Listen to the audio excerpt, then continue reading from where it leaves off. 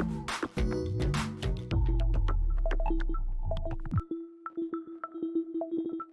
retour sur l'émission, nous avons autour de nous les partenaires institutionnels pour parler de leurs engagements dans ce projet éducatif.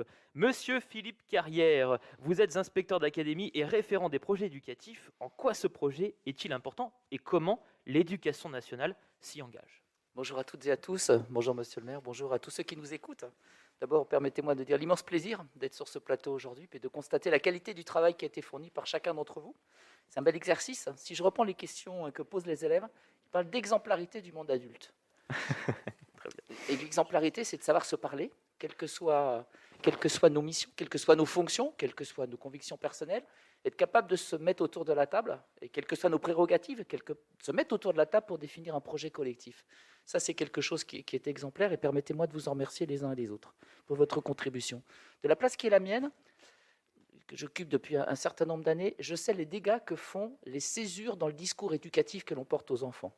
L'intérêt pour chacun d'entre nous, c'est d'avoir une cohérence de ce qu'on leur dit, à l'école, hors l'école, mais aussi dans la famille. Et que quelque part, chacun, on soit solidaire dans l'éducation des enfants, qui sont quelque part bientôt nos concitoyens.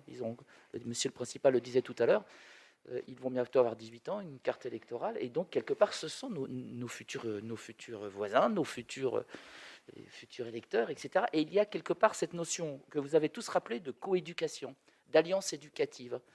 C'est quelque chose de fondamental. Et si je reprends les 3 axes du projet éducatif qui est présenté, à un moment donné, je me dis, mais ce sont exactement 3 axes aussi portés par l'éducation nationale.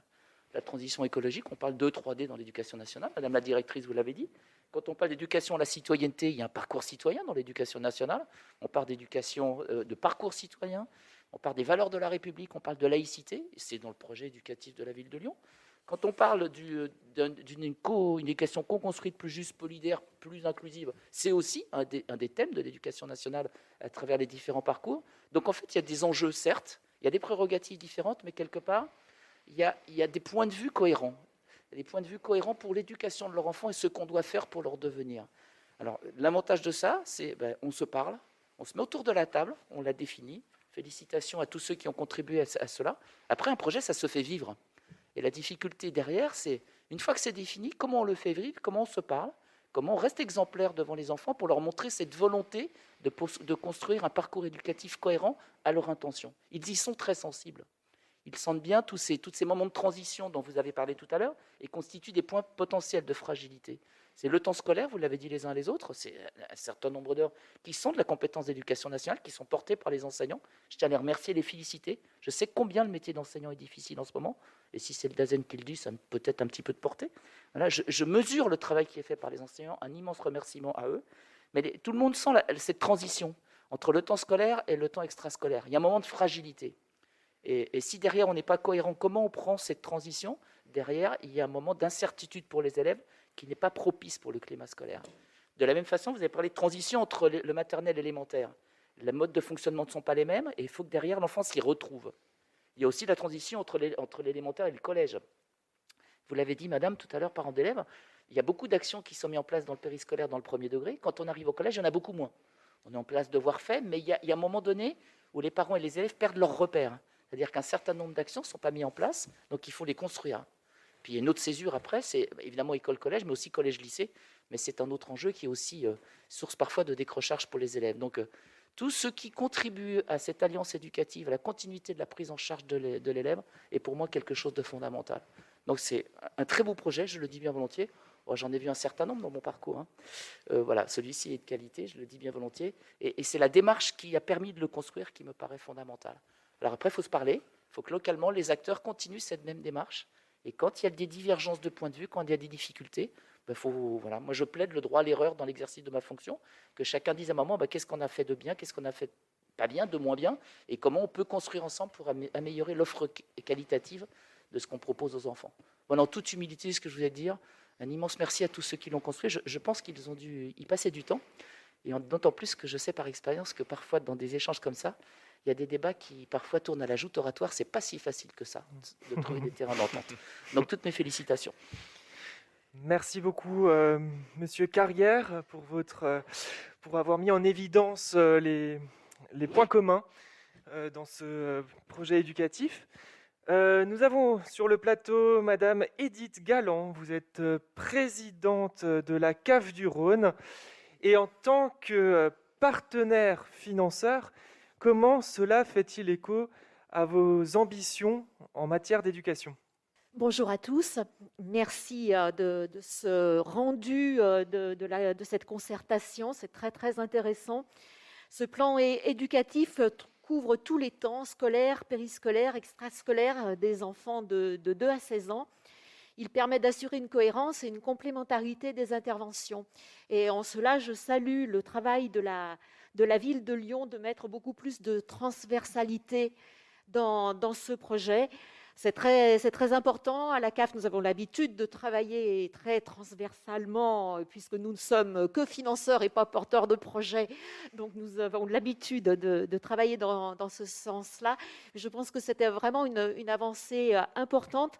Comme le disait Madame Buteau de la FCPE et Monsieur Roche, principal de d'Argent, l'élève, l'enfant n'est pas un petit bout scolaire, un petit bout chez ses parents, un petit bout dans des activités. C'est un futur citoyen, une entité, et il faut pouvoir lui donner un parcours cohérent.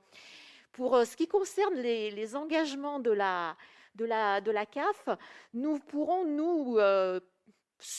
porter les enjeux du style l'inclusion, le vivre ensemble, la réussite éducative, qui sont des axes forts de notre convention d'objectifs et de gestion, et que nous avons donc des fonds pour les soutenir.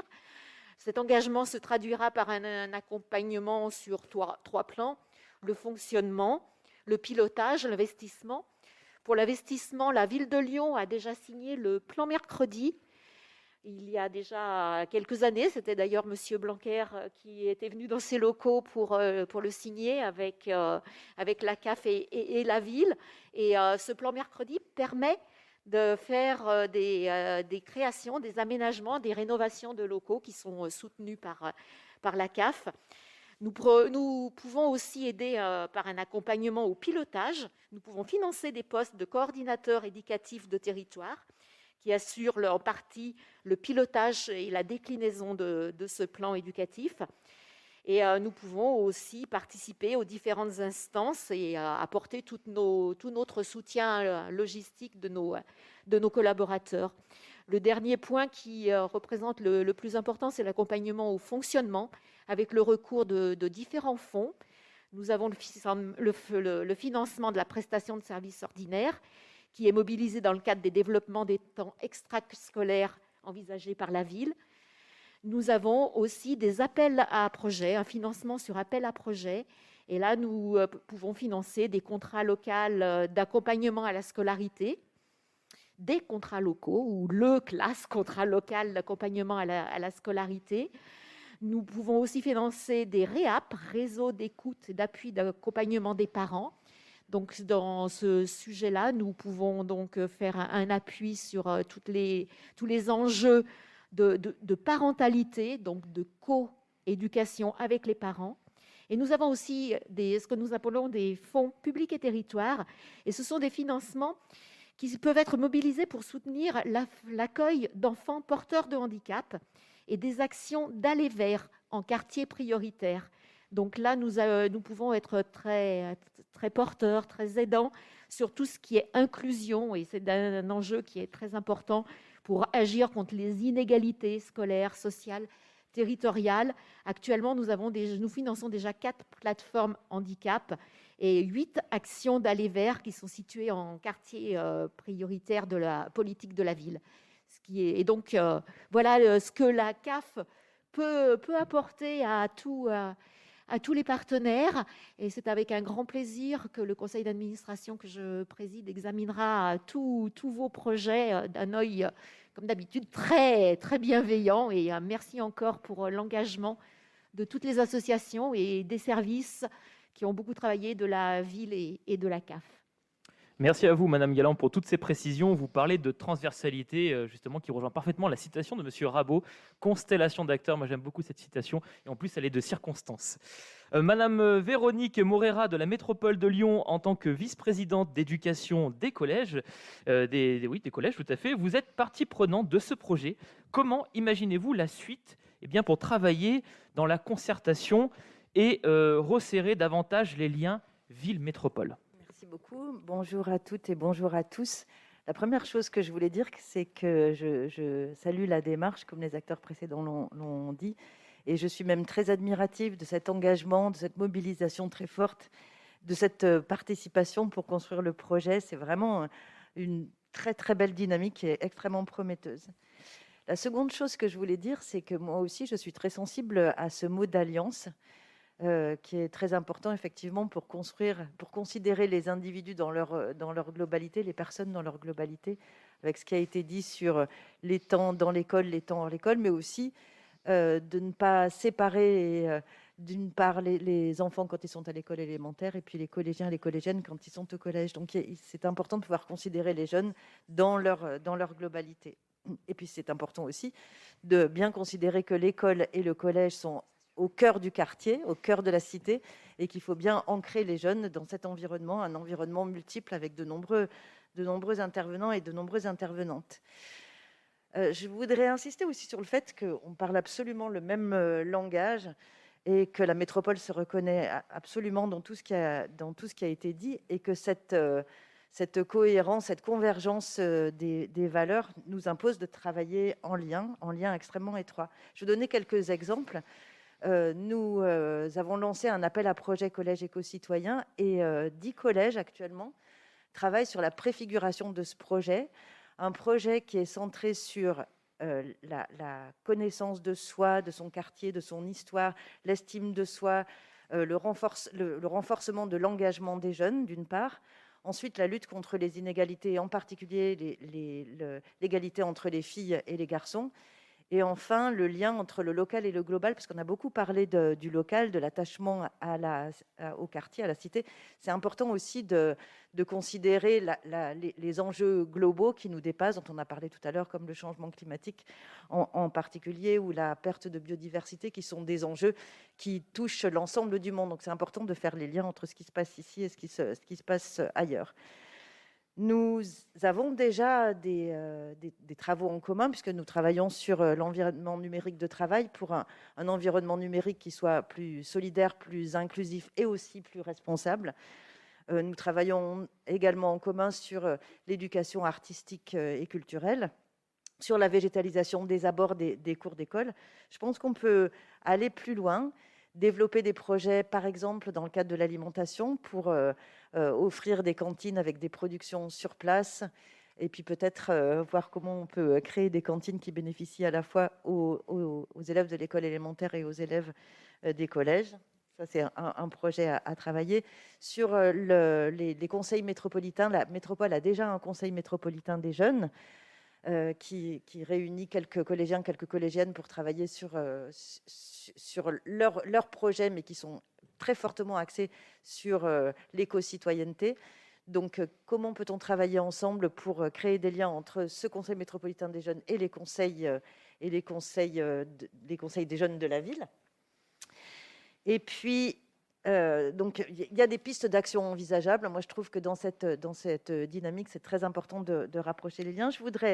J'ai vu hier une petite citation de Philippe Mérieux que je voudrais vous soumettre, parce que je trouve qu'elle fait vraiment référence au travail qui a été mené. Il dit que, je le cite approximativement, mais il dit que l'engagement fondamental de l'éducation, c'est apprendre à penser par soi-même et construire du commun, être capable de résister à toute forme d'emprise et coopérer avec autrui dans un monde où nous sommes à la fois fragiles et solidaires. Voilà, je vous livre cette réflexion qui me semble converger vraiment avec ce que vous avez dit. Et pour finir, je voudrais vous dire que les collectivités, donc que ce soit la ville ou la métropole, les collectivités sont dans ce projet complètement à leur place dans leurs compétences, c'est-à-dire leur capacité à rassembler les acteurs de la cité, qu'ils soient à l'intérieur du monde de l'enseignement ou à l'extérieur, dans la ville ou dans la métropole. et que donc c'est très important de jouer ce rôle et de l'assumer pleinement pour construire ensemble cette utopie concrète. Merci Véronique Moreira, une très belle citation que je retiendrai également. Monsieur le maire, l'éducation, les enfants sont la priorité de la ville de Lyon. Après tout ce que vous avez entendu ce matin, là, depuis le début de cette émission, je vous laisse conclure sur cette politique éducative ambitieuse. Alors, je laisserai aussi bien sûr la parole à Stéphanie Léger après pour conclure plus précisément, mais quand même quelques mots effectivement. Alors déjà, remercier tous les acteurs, toutes les actrices qui sont bien sûr autour de la table. Un certain nombre nous écoutent, vous l'avez rappelé, puisqu'on n'a pas pu faire venir ici à l'hôtel de ville tous les parents, tous les enfants qui ont pu contribuer. C'est bien dommage, mais voilà, on est ravis d'avoir pu associer autant de personnes dans l'établissement, dans la construction de ce projet éducatif. Le cadre est posé, et on l'a vu, il est extrêmement enthousiasmant, il est très réjouissant. Alors, bien évidemment, cette démarche de co-construction a permis cet enthousiasme, et je peux que féliciter Stéphanie Léger pour l'initiative, pour le travail qu'elle a engagé dans l'établissement de ce projet éducatif. Et ce que je vois aussi, c'est qu'il y a, au-delà de cet enthousiasme, il y a aussi beaucoup d'attentes.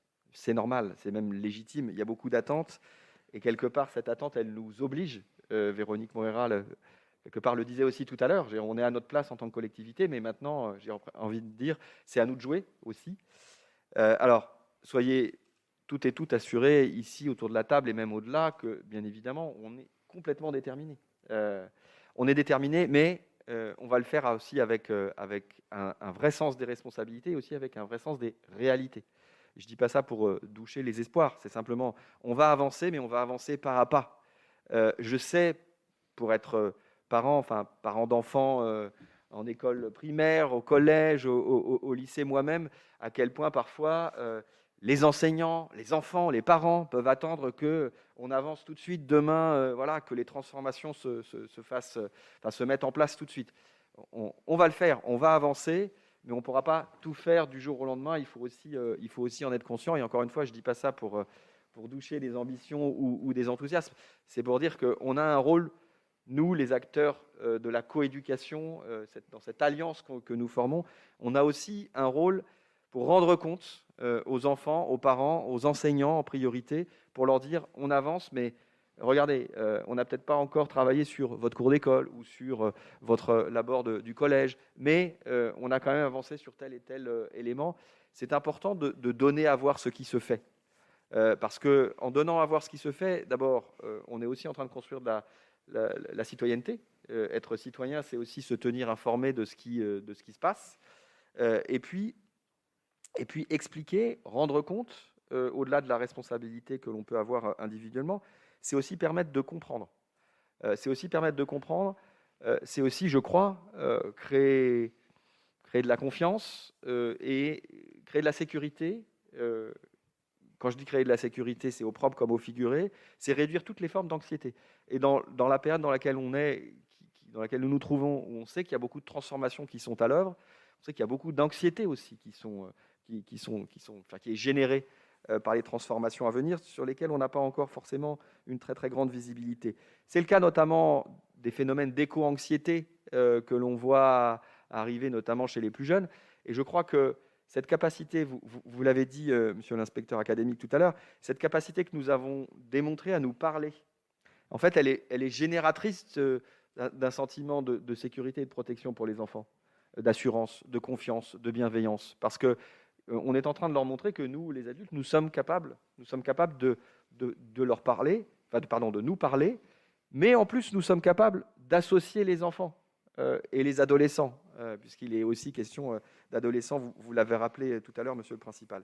Et je crois que c'est important de donner à voir ce que nous faisons, les progrès que nous réalisons, parce que c'est comme ça qu'on va, en fin de compte, construire une société de la confiance.